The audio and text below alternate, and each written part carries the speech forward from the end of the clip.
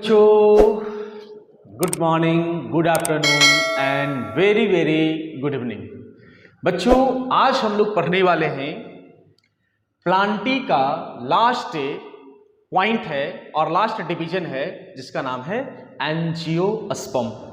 इसके पहले बच्चों आप लोगों को प्लांटी का 4 division Thallophyta, bryophyta, pteridophyta, gymnosperm, ये सब का पूरा डिटेल आपको हमने वीडियो में बता दिया है।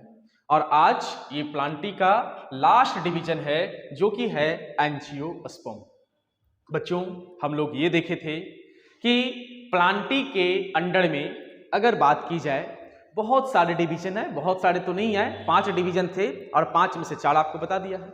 और आज ये पढ़ेंगे हम लोग एंजियोस्पर्म। एंजियोस्पर्म ऐसा प्लांटी का डिवीजन है कि इसके अंडर में जो भी प्लांट्स आते हैं वो वेल डेवलप होगा। वेल डेवलप का मतलब कि सभी डिवीजन के कंपेयर में ये डिवीजन के अंडर में जो प्लांट आएंगे वो प्लांट काफी ज्यादा डेवलप होगा। जैसे हम लोग थैलोफाइटा पढ़े थे बच्चों। थैलोफाइटा की अगर बात करते हैं तो थैलोफाइटा में एकदम वहां पे देखा गया था कि उसके अंडर में वैसा प्लांट आया था, है ना, वैसा प्लांट आया था जिसमें स्टार्टिंग हुआ था, एकदम कोई डेवलपमेंट नहीं था, ना रूट था, ना लीफ था, है ना स्टेम था। उसके बाद हम लोग पढ़े थैलोफाइटा के बाद ब्रायोफाइटा, उससे ज्यादा डेवलप। ब्रायोफाइटा के बाद टेरिडोफाइटा, है ना, टेरिडोफाइटा वो दोनों से ज्यादा डेवलप। उसके बाद हम लोग पढ़े एंजियोस्पर्म, वो तीनों से ज्यादा डेवलप। और आज हम लोग पढ़ेंगे जिम्नोस्पर्म, और आज हम लोग पढ़ेंगे एंजियोस्पर्म। तो एंजियोस्पर्म जो होगा वो चारों डिवीजन से वेल डेवलप जो होगा वो आपका होगा एंजियोस्पर्म डिवीजन, है ना। तो बच्चों, बिना देर किए हुए हम लोग एंजियोस्पर्म का प्रॉपर्टीज पे आते हैं। तो देखिए यहां पे फर्स्ट पॉइंट बच्चों यहां पे बताया गया है, एंजियोस्पर्म जनरेट 2 ग्रीक वर्ड। ये जो आपका एंजियोस्पर्म है, ये एंजियोस्पर्म 2 ग्रीक वर्ड से मिलकर बना हुआ है। एक है एंजियो और एक है स्पर्मा। एंजियो का मतलब होता है केश, है ना, और स्पर्मा का मतलब सीड, है ना। जैसा कि आपको पिछली वीडियो में हमने जिम्नोस्पर्म के बारे में बताया था। जिम्नोस्पर्म वो भी 2 ग्रीक वर्ड से मिलकर बना हुआ था, है ना, जिम्नो प्लस स्पर्मा, है ना। तो बताए थे कि जिम्नो का मतलब होता है इनक्लोज, है ना, और सीड स्पर्मा का मतलब क्या था, सीड, यानी कि सीड जो होगा वो इनक्लोज होगा। सीड के ऊपर कोई लेयर नहीं था जिम्नोस्पर्म में, है ना। लेकिन आज हम लोग एंजियोस्पर्म पढ़ रहे हैं और मैं आपको बता दूं कि एंजियोस्पर्म का मोस्ट इंपॉर्टेंट प्रॉपर्टीज एंजियोस्पर्म का क्या होगा भाई, कि इसमें जो सीड होगा ना, वो सीड जो होगा वो कवर्ड होगा, वो फ्रूट्स के अंदर में रहेंगे। और आज जितने भी जो हम लोग फ्रूट्स खाते हैं, है ना, वो सब कौन से प्लांट से आते हैं, एंजियोस्पर्म से आते हैं। कभी आप ऐसा एक्सेप्शनल में एक आध दो को छोड़ दो तो अलग बात है ना, क्या कभी ऐसा फ्रूट आप खाए हो जिसका सीड ऊपर में और फ्रूट जो होता है वो अंदर भाग में होता है? ऐसा तो नहीं होता है। हम लोग खाते हैं, आम खाते हैं, सेब खाते हैं, अमरूद खाते हैं, तरबूज खाते हैं, वो सब का बच्चा सीड कहाँ पे होता है, फ्रूट के अंदर होता है। तो सबसे बड़ा प्रॉपर्टीज एंजियोस्पर्म का यही होता है कि उसमें सीड जो होगा, है ना, एंजियोस्पर्म का सीड जो होगा वो फ्रूट के कहां पे होगा, अंदर होगा, है ना। तो यहाँ पे एंजियोस्पर्म की बच्चा बात करते हैं तो ये एंजियोस्पर्म जो है वो 2 ग्रीक वर्ड से मिलकर बना है, एंजियोन एंड स्पर्मा। एंजियोन का मतलब होता है केश और स्पर्मा का मतलब होता है सीड, यानी कि इसका सीड जो होगा वो फ्रूट के अंदर होगा या उसके ऊपर बहुत सारे लेयर होंगे, है ना। फिर है नंबर सेकंड पॉइंट, फर्स्ट तो आपका कंप्लीट हुआ। Angiosperm are highly evolved plants. आपको शुरुआत में हमने क्या बताया था कि एंजियोस्पर्म के अंडर में जो भी प्लांट्स आएंगे वो वेल डेवलप होगा, और यहां पे लिखा है हाईली इवॉल्व्ड। इसका मतलब ये हो गया कि और ऐसा कोई प्लांटी का डिवीजन नहीं है जो इससे ज्यादा डेवलप हो, इससे ज्यादा हायर प्लांट है ना। सबसे ज्यादा हायर प्लांट जो होता है एंजियोस्पर्म के अंडर में ही आता है। तो यहां पे बच्चों लिखा गया है angiosperm are highly evolve plants and they produce seed, यानी कि सीड तो प्रोड्यूस करता है, सीड तो प्रोड्यूस जिम्नोस्पर्म में भी कर रहा था, लेकिन यहां पे जो सीड प्रोड्यूस करेगा that are enclosed within fruits, यानी कि फ्रूट्स के अंदर, है ना। और सबसे बड़ा प्रॉपर्टीज आपका यही बताए थे कि एंजियोस्पर्म का सबसे बड़ा प्रॉपर्टीज बच्चों क्या होता है। एंजियोस्पर्म का सबसे बड़ा प्रॉपर्टीज की अगर बात करते हैं तो सबसे बड़ा प्रॉपर्टीज ये होता है कि इसमें सीड जो प्रोड्यूस होता है वो फ्रूट्स के अंदर होगा। तो यहाँ पे आपका ये पॉइंट भी बच्चों क्लियर होता है ना। फिर है नंबर 3, the reproductive organs are arranged in a flower. ये क्या बोला बच्चों, एंजियोस्पर्म के अंडर में जो भी प्लांट्स होते हैं, एंजियोस्पर्म के अंडर में जो भी प्लांट्स आते हैं उसका रिप्रोडक्टिव ऑर्गन कहां पे होगा, फ्लावर में होगा। बात को ध्यान से समझोगे। यहां पे मैंने ये बताया कि अगर कोई भी प्लांट है वो तो रिप्रोडक्शन करेगा ही करेगा, है ना। जैसे आपको पिछले वीडियो में जब जिम्नोस्पर्म पढ़ाए थे, है ना, तो उसमें आपको हमने ये बताया था कि वो भी रिप्रोडक्शन करता है, उसमें स्पोर्स होता है ना। तो यहां पे जिसका रिप्रोडक्टिव ऑर्गन जो होगा, है ना, रिप्रोडक्टिव ऑर्गन की बच्चा अगर बात करते हैं तो किसमें होगा, फ्लावर में होगा। बात समझ में आई। चलो, तो यहां पे ये पॉइंट आपका कंप्लीट होता है कि एंजियोस्पर्म के अंडर में जो भी प्लांट्स आते हैं, है ना, एंजियोस्पर्म के अंडर में जो भी प्लांट्स आते हैं उसका रिप्रोडक्टिव ऑर्गन कहां पे होगा, फ्लावर में होगा। चलो नेक्स्ट आते हैं vascular tissue such as xylem contains vessels and phloem contains companion cell. बच्चों अगर एंजियोस्पर्म की अगर बात करते हैं तो एंजियोस्पर्म में जाइलम और फ्लोएम तो होगा ही होगा। जिम्नोस्पर्म में भी देखा गया था कि एंजियोस्पर्म और जिम्नोस्पर्म आया था, लेकिन इसका जो वैस्कुलर बंडल जो होगा, वैस्कुलर टिश्यू जो होगा वो मोस्ट वेल डेवलप होंगे, क्योंकि इसके बाद तो कोई प्लांट नहीं है, इसके बाद तो कोई डिवीजन नहीं है कि इससे भी हायर प्लांट वाला कोई डिवीजन आएगा। सबसे हायर प्लांट की बात करते हैं एंजियोस्पर्म में आता है। तो इसका जो वैस्कुलर टिश्यू होता है, और वैस्कुलर टिश्यू बोले तो कौन, जाइलम और एक फ्लोएम। तो ये जाइलम जो बना होता है वो वेसल से, और फ्लोएम जो बना होता है वो कॉम्पेनियन सेल से बना होता है, यानी कि वेल डेवलप होता है। इसमें जाइलम और फ्लोएम यानी कि वैस्कुलर टिश्यू की बात करते हैं तो एंजियोस्पर्म के अंडर आने वाले जो भी प्लांट होते हैं उसमें वेल डेवलप होता है जाइलम और फ्लोएम। तो बच्चों आपका ये पॉइंट भी आपका कंप्लीट होता है कि एंजियोस्पर्म के अंडर जो भी प्लांट्स आते हैं उसमें वैस्कुलर टिश्यू वेल डेवलप होता है, जाइलम और फ्लोएम। और यही बता दिया xylem contain vessels and phloem contains companion cells. चलिए नंबर 5 पॉइंट की बात करते हैं। The ovules are enclosed within an ovary, है ना।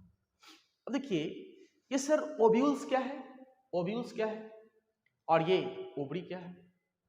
आपको बता दूं कि प्लांट में जो रिप्रोडक्टिव ऑर्गन होता है, प्लांट में रिप्रोडक्टिव ऑर्गन जो होगा एंजियोस्पर्म वाले में वो कहां पे होगा, फ्लावर में। अभी कुछ देर पहले बताया कि एंजियोस्पर्म के अंडर में जो प्लांट्स आते हैं उसका रिप्रोडक्टिव ऑर्गन की अगर बात करते हैं वो कहां पे होता है, फ्लावर में। तो मेल और फीमेल दोनों होता है, मेल और फीमेल दोनों होता है। तो यहां पे अगर हम प्लांट के फ्लावर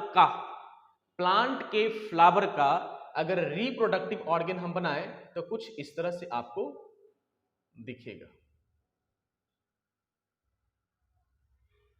ठीक है, इस तरह से कुछ आपको दिखेगा, इस तरह से कुछ आपको दिखेगा। तो इसको बच्चा हम लोग बोलते हैं कि ये है आपका ओवरी, ये है आपका ओवरी, ये है ओवरी। और ओवरी के अंदर होता है ओव्यूल, जो ये प्लांट का फीमेल गैमेट होता है। बात को थोड़ा ध्यान से समझोगे, ऐसे ये रिप्रोडक्शन का चीज है, लेकिन आप समझोगे तो इजीली आप समझ जाओगे, है ना। ये क्या हो गया, ये प्लांट का फीमेल रिप्रोडक्टिव ऑर्गन। पहले ये समझो कि एंजियोस्पर्म के अंडर में जो प्लांट्स आते हैं उसका रिप्रोडक्टिव ऑर्गन कहां पर रहता है, फ्लावर में। ये बात तो हमने बता दी। उसके बाद रिप्रोडक्टिव ऑर्गन तो होता है, तो रिप्रोडक्टिव ऑर्गन तो दो होता है, मेल रिप्रोडक्टिव ऑर्गन और फीमेल रिप्रोडक्टिव ऑर्गन। तो मेल रिप्रोडक्टिव ऑर्गन और फीमेल रिप्रोडक्टिव ऑर्गन दोनों का दोनों फ्लावर में होता है। तो हम यहां पे आपको ये जो बनाए, ये है आपका फीमेल रिप्रोडक्टिव ऑर्गन हुआ, ये है ना। और ये हो गया आपका ओवरी, और ओवरी के अंदर ये होता है आपका ओव्यूल, है ना। और ये ओव्यूल जो होता है यही फर्टिलाइज करके रिप्रोडक्शन करता है प्लांट, ठीक है। अगर आपको कुछ नहीं समझ में आ रहा तो ऐसे रिप्रोडक्शन का चीज है, लेकिन बात को सिर्फ इतना ध्यान रखना है कि ओव्यूल क्या है, गैमेट है ना, are enclosed within an, ovary कि ओवरी के अंदर इनक्लोज्ड होता है कौन, ओव्यूल्स। बात समझ में आया। चलिए नंबर लास्ट पॉइंट की बात करते हैं। Endosperms has triplet cells, it supplies nutrients for the developing embryo in the seed. अब देखिए, जो एंजियोस्पर्म के अंडर में जो भी प्लांट होते हैं, इसके अंडर में जो भी प्लांट आते हैं, उस प्लांट के पास में एंडोस्पर्म होता है ना। और एंडोस्पर्म जो होता है उसके पास ट्रिप्लॉइड सेल्स होता है, उसके पास ट्रिप्लॉइड सेल्स होता है। और ये ट्रिप्लॉइड सेल्स जो होता है वो न्यूट्रिएंट से प्रोवाइड करता है ना, या सप्लाई करता है किसको, एम्ब्रायो को डेवलप करने के लिए।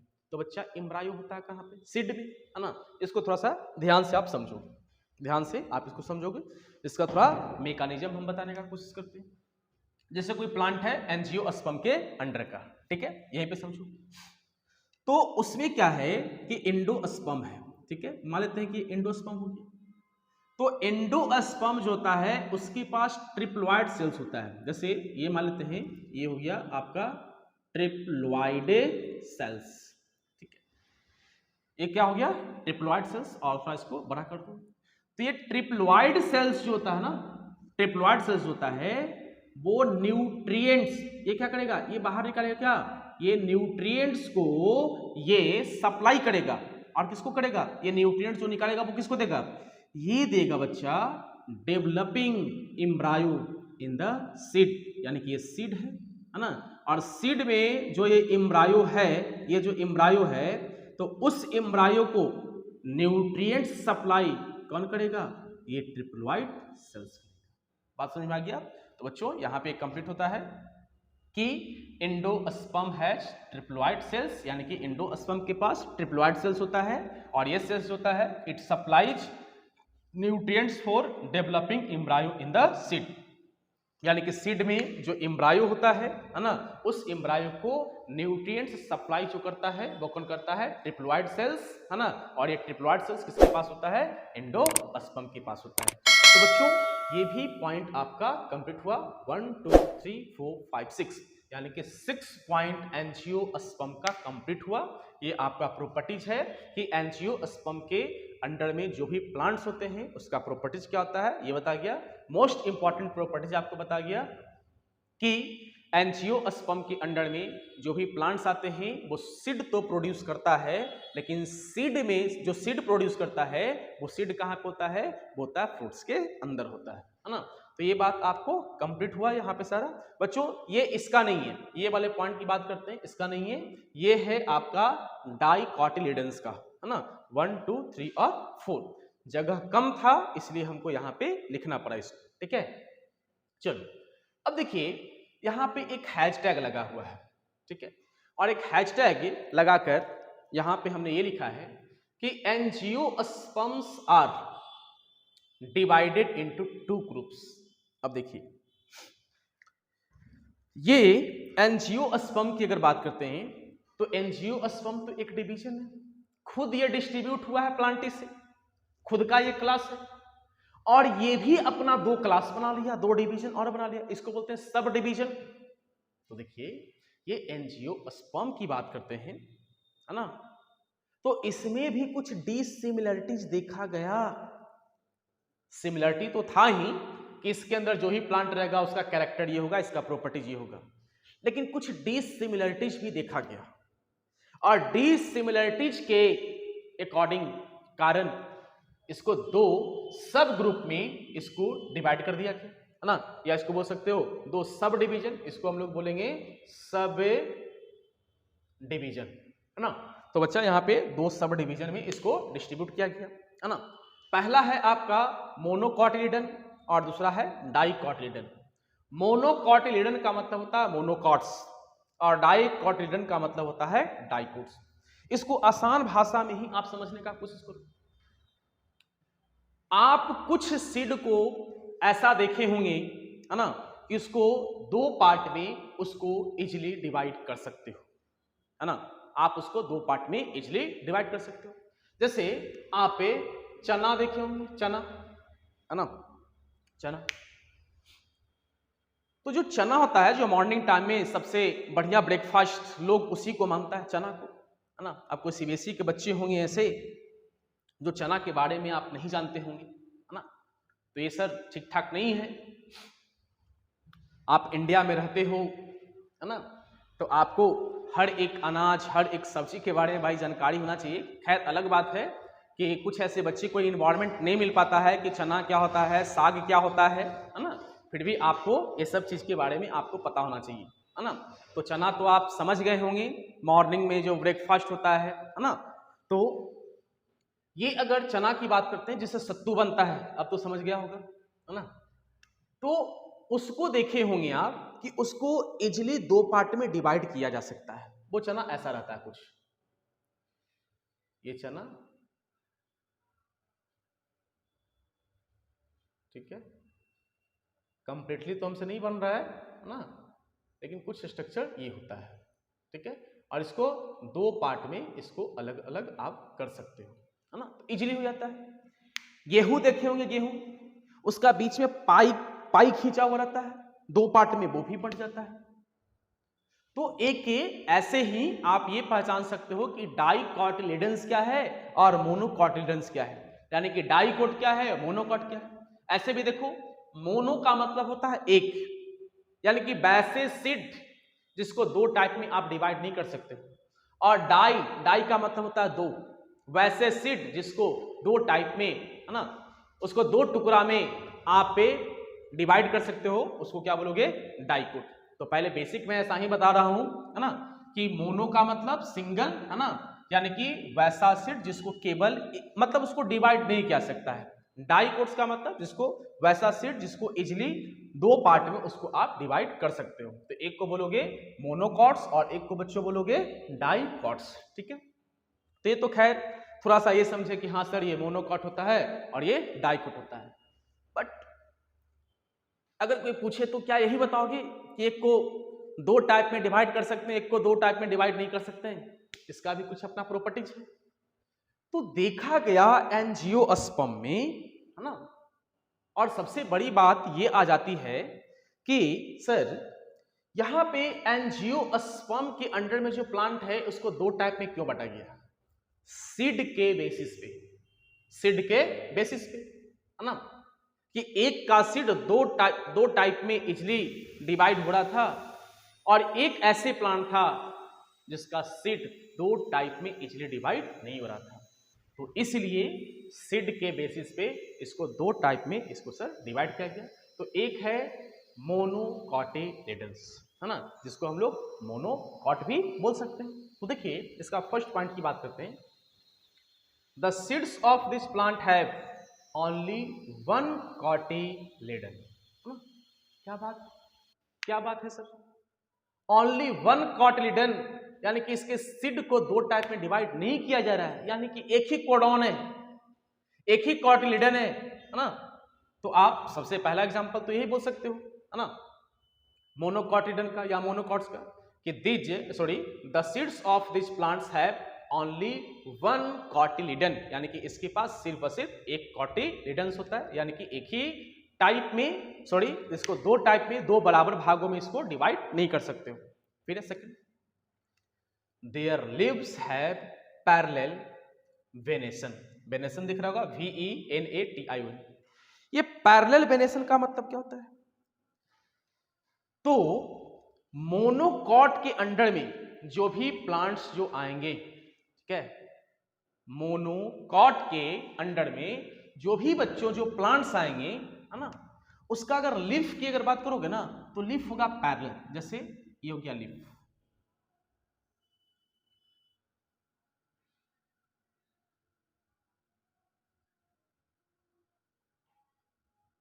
ये बच्चा लीफ क्या हो गया?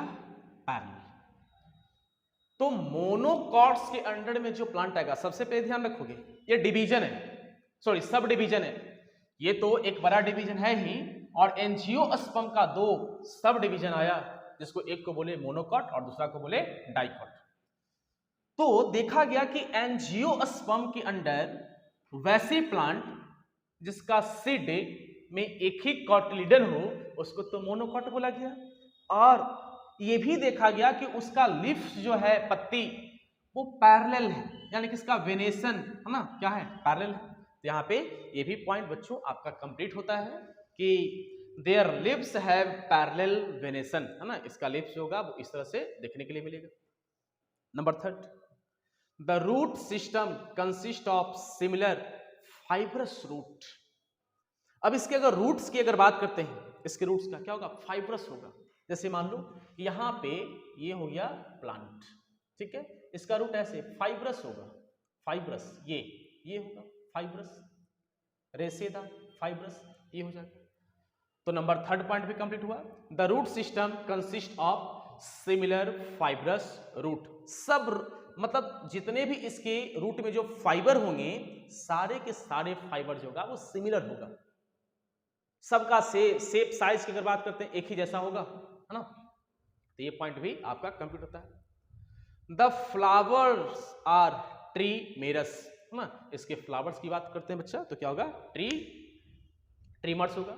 तो ये यहाँ पे चार इंपॉर्टेंट पॉइंट है मोनोकॉटिलिडन्स का, जो कि सब डिवीजन है एंजियोस्पर्म का। सबसे पहले क्या बताया गया कि इसके अंडर में जो सीड होगा उसके पास ओनली वन कॉटिलिडन होगा, इसका लिप्स जो होगा वो पैरेलल होगा, है ना, इसके रूट सिस्टम की बात करते हैं वो फाइब्रस होगा, इसके फ्लावर की बात करते हैं ट्रीमेरस होगा। अब बात करते हैं यहां पे डाइकॉटिलिडन्स का, जिसको हम लोग डाइकॉट भी बोलते हैं, है ना। पहला point, the seeds produced by this plants have embryo with two freshly leaves the cotyledons. अब ये देखिए कि डाइकॉट के अंडर जो प्लांट होगा वो सीड तो प्रोड्यूस करेगा,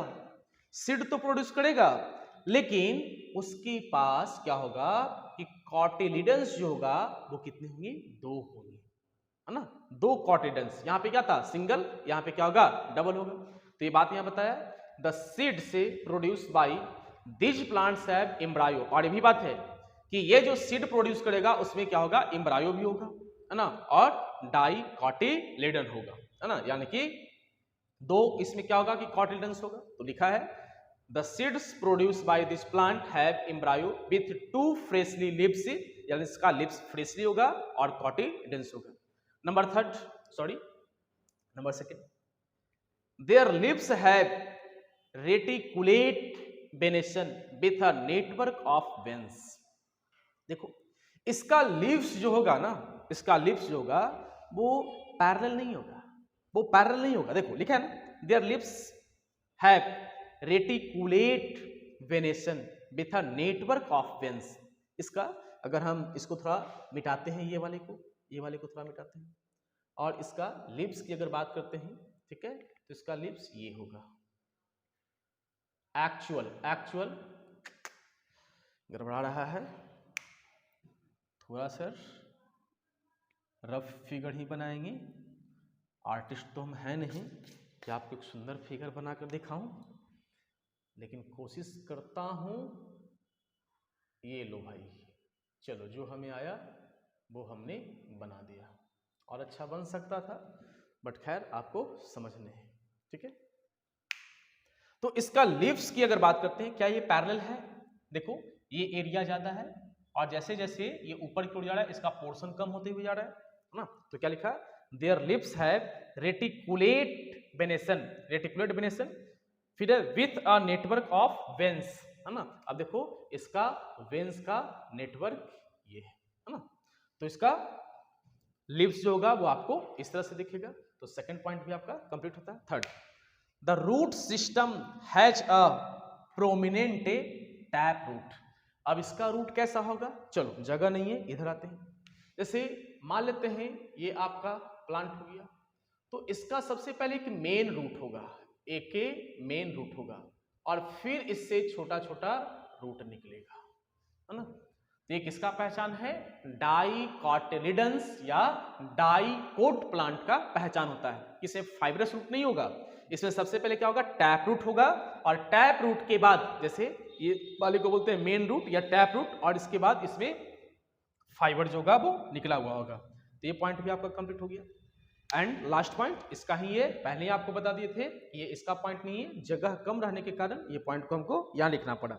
देखिए, द फ्लावर्स हैव 5 और मल्टीपल ऑफ 5 पेटल्स, है ना। इसके पास क्या होता है? 5 पेटल्स होता है।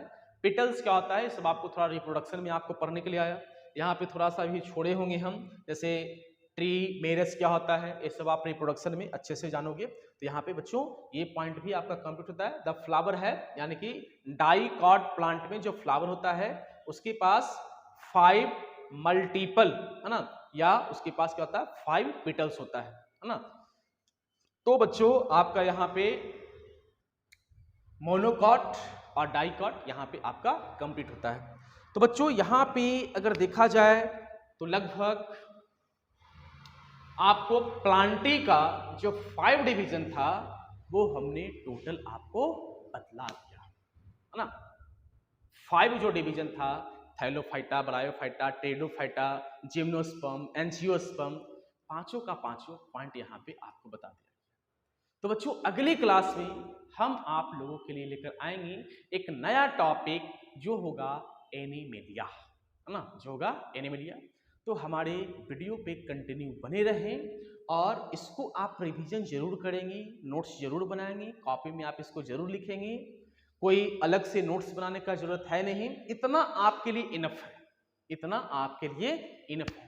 तो बच्चों उम्मीद करते हैं कि ये लेक्चर, ये वीडियो आपको बहुत ही पसंद आया होगा, और अगर पसंद आ रहा है तो आप शेयर करो वीडियो को।